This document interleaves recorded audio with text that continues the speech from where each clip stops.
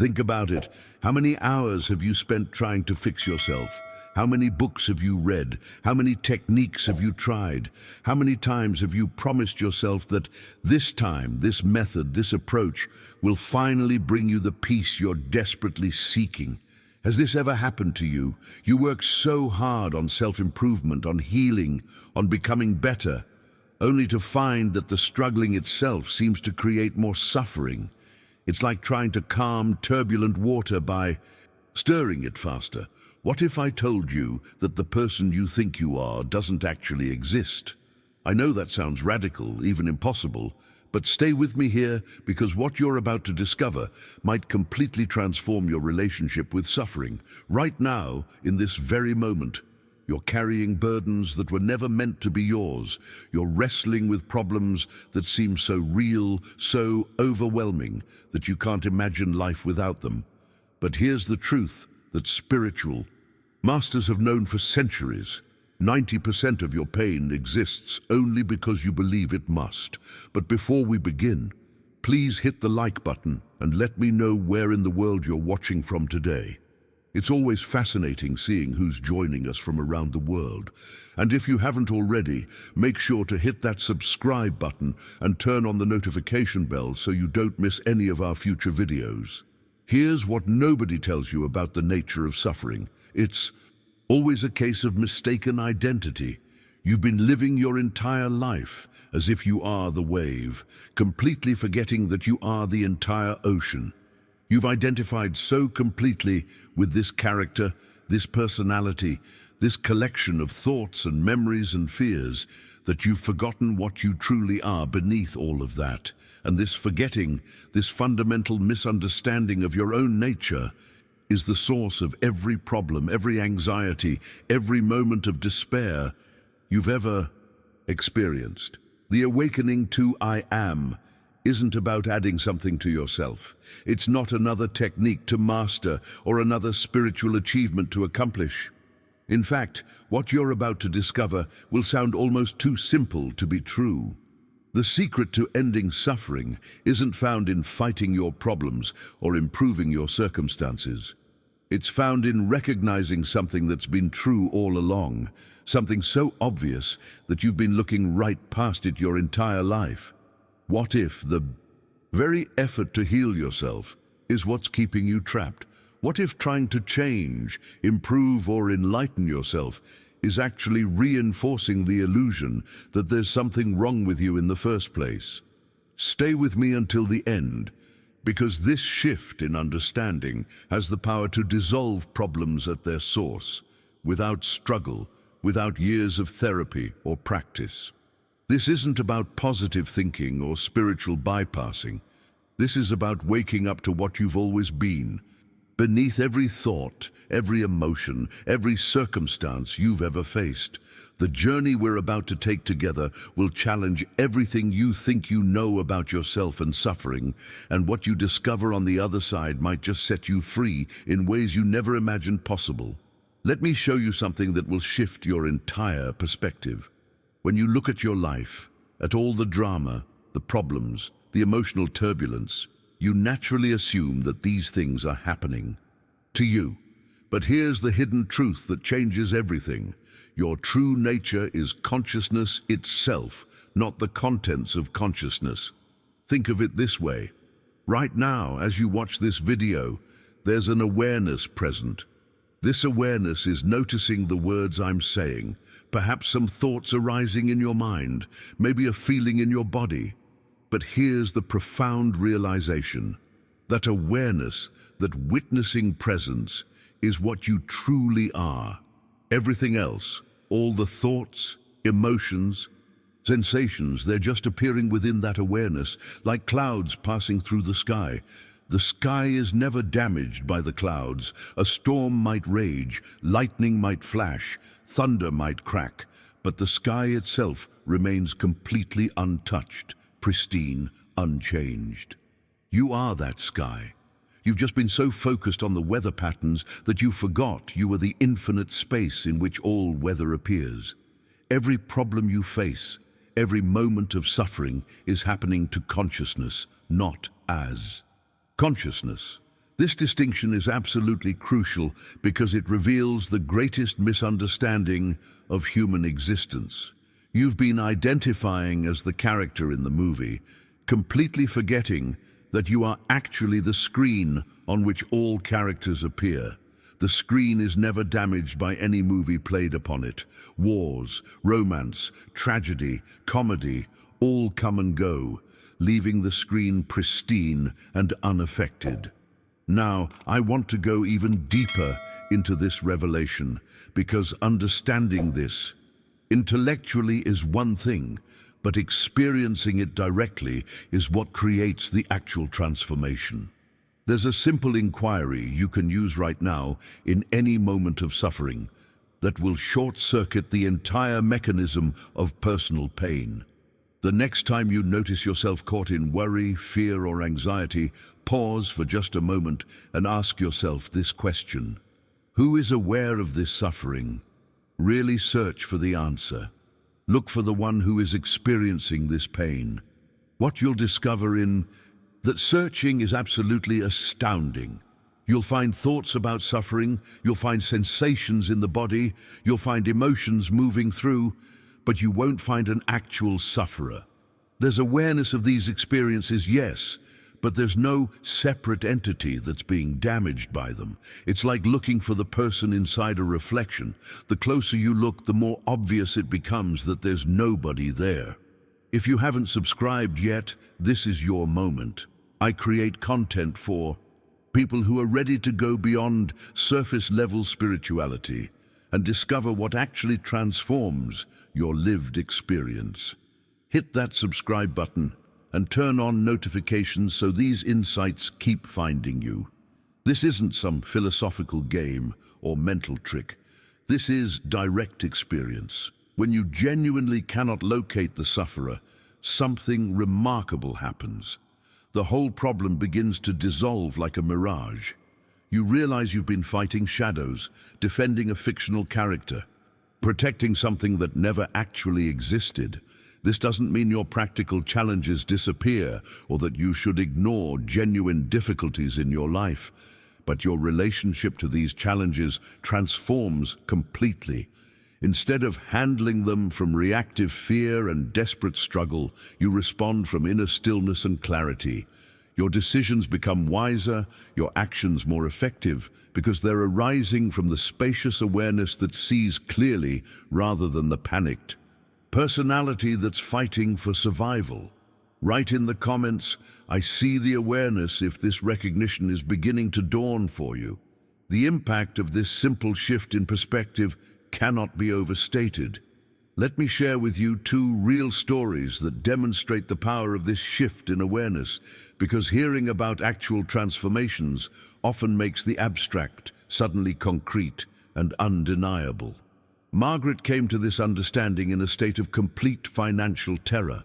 Her bank account was dwindling, bills were piling up, and every morning she'd wake with that crushing weight on her chest, that sinking feeling that her entire world was about to collapse. She tried everything: budgeting apps, side hustles, affirmations about abundance, but nothing touched the core anxiety that was eating her alive. Then she discovered something unexpected. Instead of trying to solve her money problems directly, she began practicing something radical. She simply rested as the awareness that was observing her financial fears. For months, Margaret would sit quietly and notice this presence, this witnessing consciousness that was aware of her worry, but wasn't itself worried. One morning, during one of these moments of simply being present, a revelation struck her with such force that it changed everything. The awareness observing her financial fears was itself completely abundant and free. It had no bank account, no bills, no concept of lack. This wasn't just a nice thought. It was a direct recognition of something true. The same bills still existed in her physical reality. Her bank balance showed the same numbers.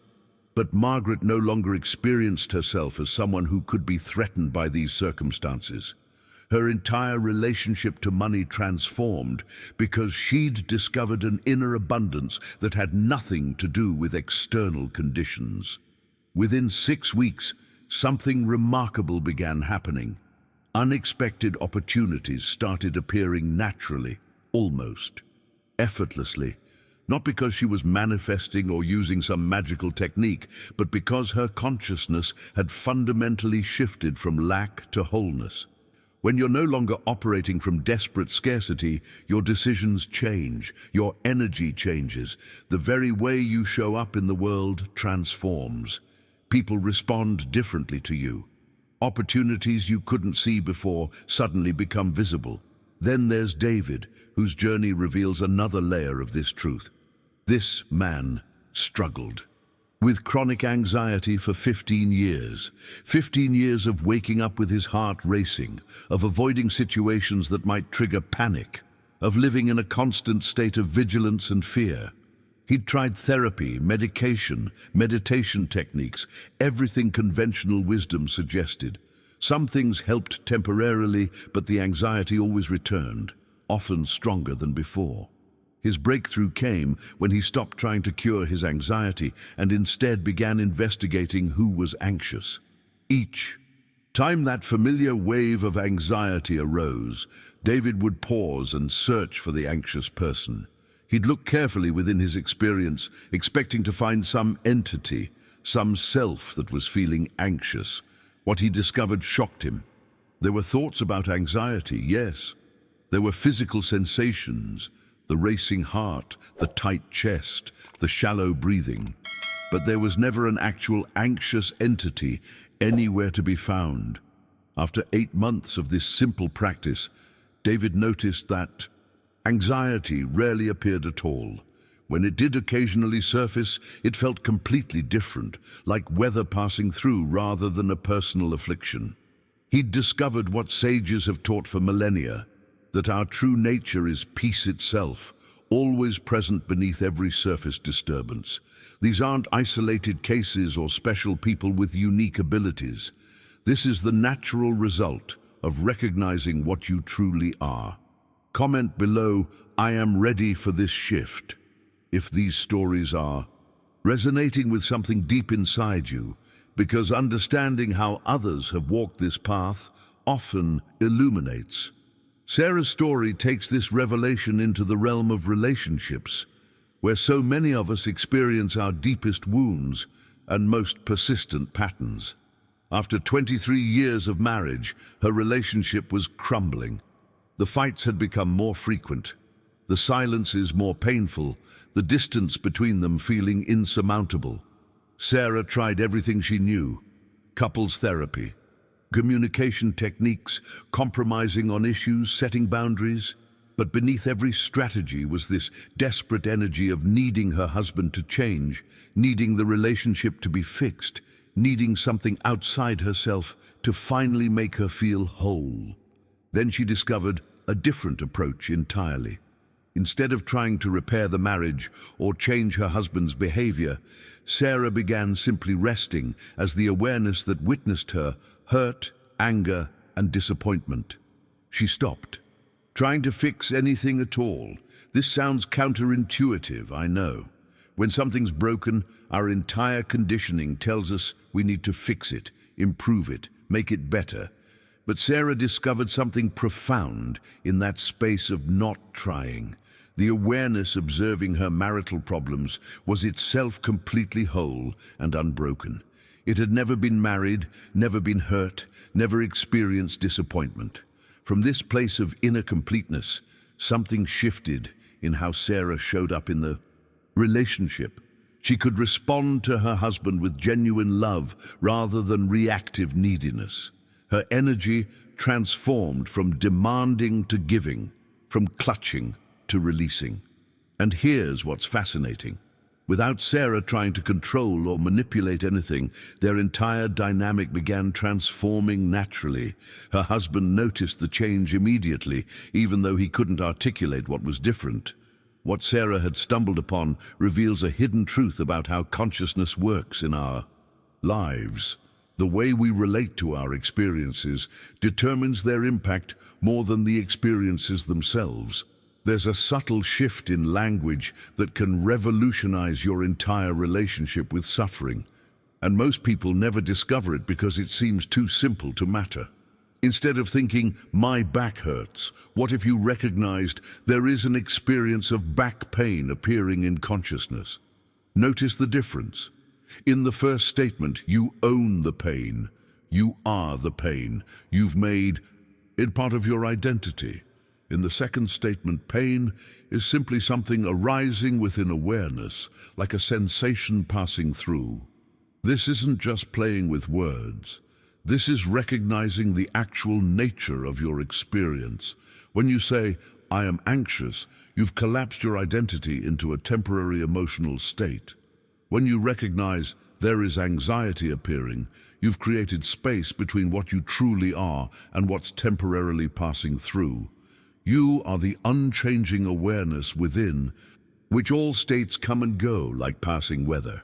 A storm doesn't change the sky, waves don't alter the ocean, and no experience, no matter how intense, can touch the awareness that witnesses it. This impersonal perspective immediately reduces the intensity of difficult emotions and physical sensations because you've stopped feeding them with the energy of identification.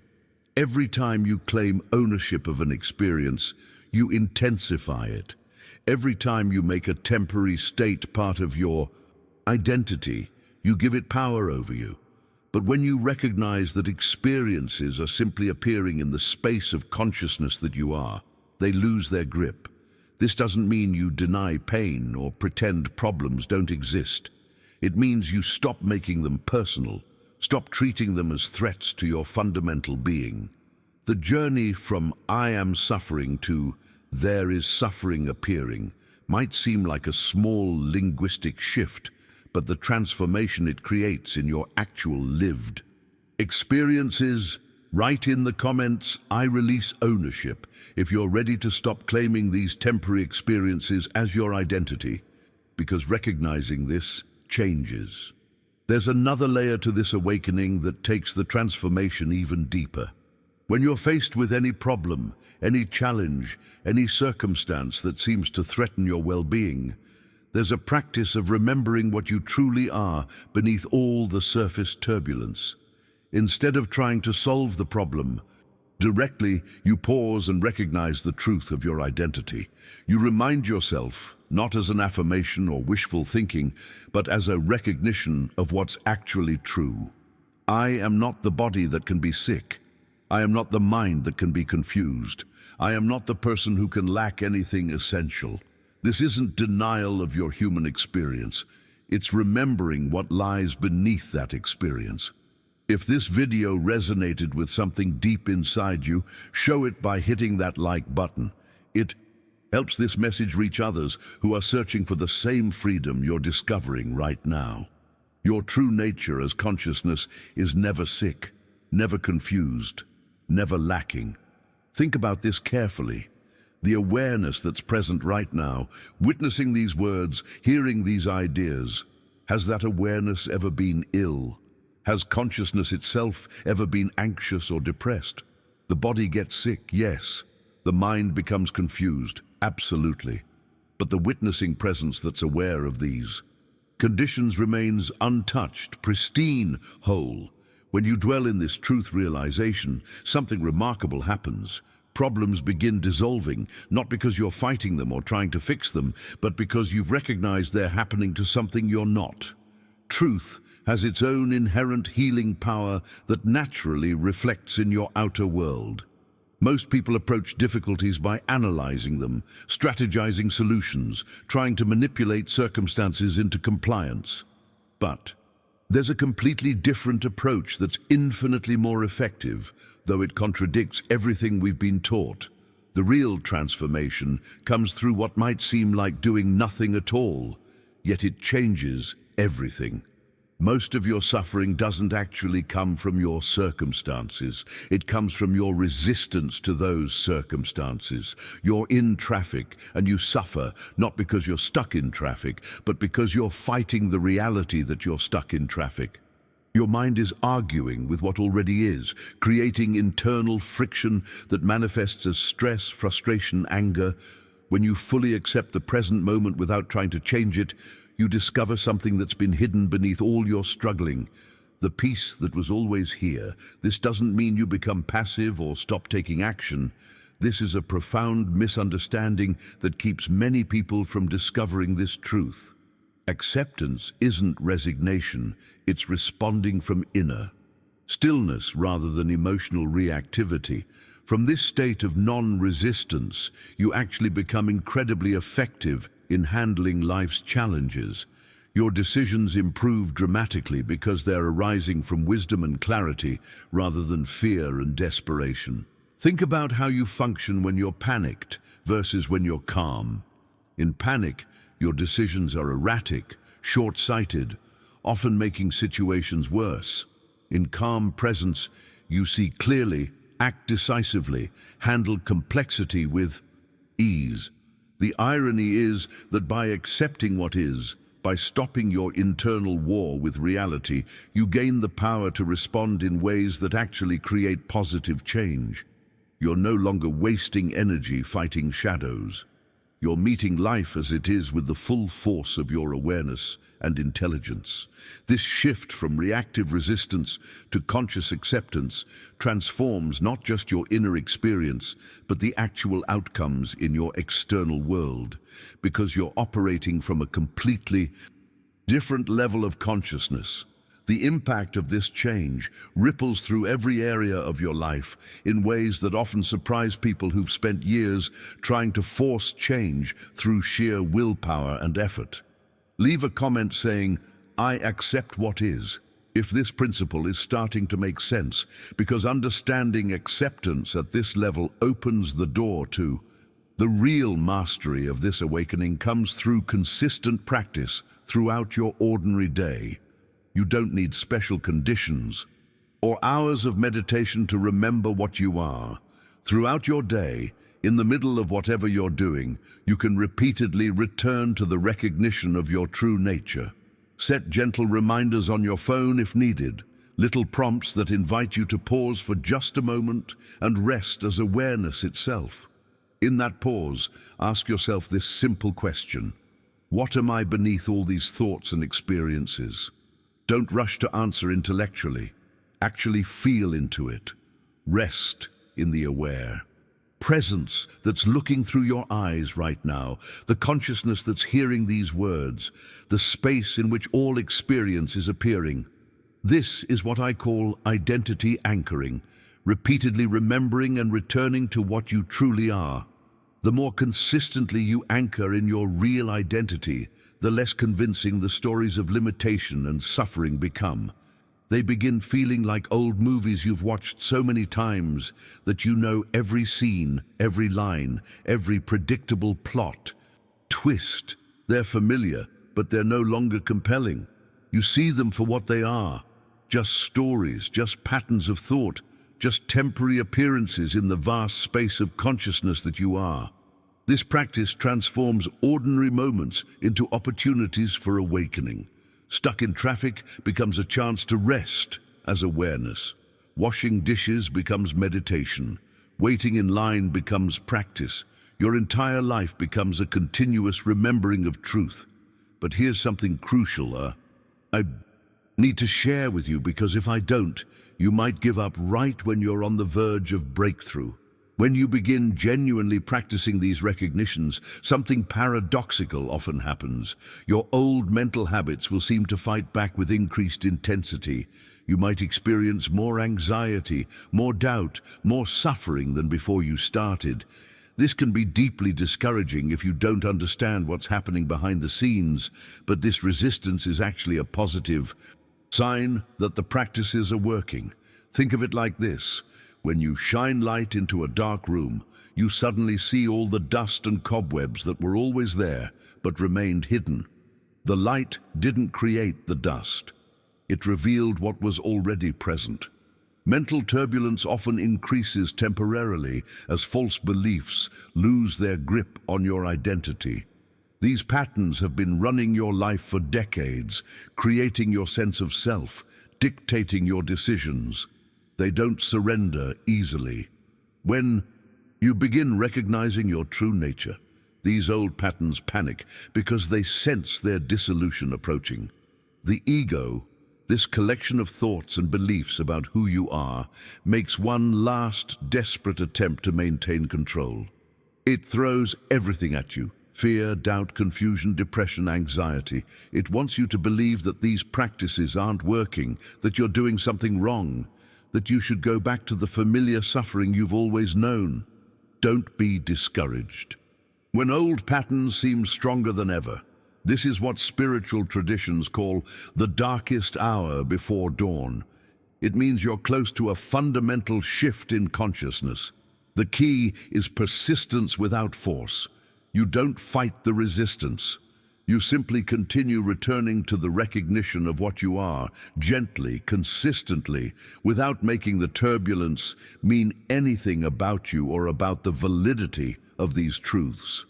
The storm passes, the patterns exhaust themselves, and on the other side awaits a freedom and peace that most people never imagined possible, a way of being that transforms every aspect of your journey through this. Comment, "I'm persisting," if you're willing to move through this resistance phase, because what lies beyond it fundamentally alters. There's something I need to clarify before you start turning this awakening into another project, another goal to achieve, another mountain to climb. If you find yourself working hard to be aware, straining to find consciousness, struggling to achieve enlightenment, you've completely missed the point. You're trying too hard. Awareness is the most natural thing possible. In fact, it's what you're using right now to understand these words, to follow this conversation, to experience this very moment. You can't achieve awareness because you are awareness. It's like trying to find your eyes by looking for them. You're using them to search, which is why you can never find them as objects. This is the cosmic joke. At the heart of all spiritual seeking, you're trying to find what is already here, achieve what you already are, become what you've never stopped being for a single instant. Peace is not something you get at the end of a long journey of self-improvement. Peace is something you are when you stop trying to be something other than what you naturally are. The effort itself is what obscures the truth. It's like someone thrashing in the ocean, struggling to stay afloat, not realizing that if they simply relaxed, the water would naturally support them. Your true nature supports you effortlessly when you stop fighting it. But here's where things get really interesting and honestly a bit uncomfortable. There's a hidden truth about why so many people never actually awaken to this freedom, even when they've heard these teachings, even when they understand them intellectually. Strange as it sounds, most people unconsciously cherish their difficulties because suffering provides a sense of identity and purpose. Think about it. Who would you be without your story, without your struggles, your traumas, your journey of overcoming obstacles? The mind is terrified of this question, because without problems to solve, without drama to navigate, without a narrative of me and my difficult life, there's just this simple, spacious presence. And the ego finds that unbearably boring. Your mind actually prefers a dramatic identity, even a painful one, to the simplicity of just being. At least, suffering makes you feel like someone important, someone with depth, someone with a meaningful story. This addiction to problems operates completely beneath conscious awareness for most people. It explains why you might sabotage your own healing right when you're on the verge of breakthrough. It explains why you create new problems as soon as old ones resolve. It explains why you keep repeating the same patterns despite knowing better. You're not trying to solve problems. You're trying to maintain them because they give you a sense of self. The mind wants a better dream, an improved version of suffering, a more comfortable cage. But awakening isn't about getting a better dream. It's about waking up completely from the dream of separation, from the illusion that you're a separate person who needs fixing, improving, or saving. This is why transformation at this level feels threatening to the personality structure. It's not interested in improving your character. It's interested in revealing that the character was never real in the first place.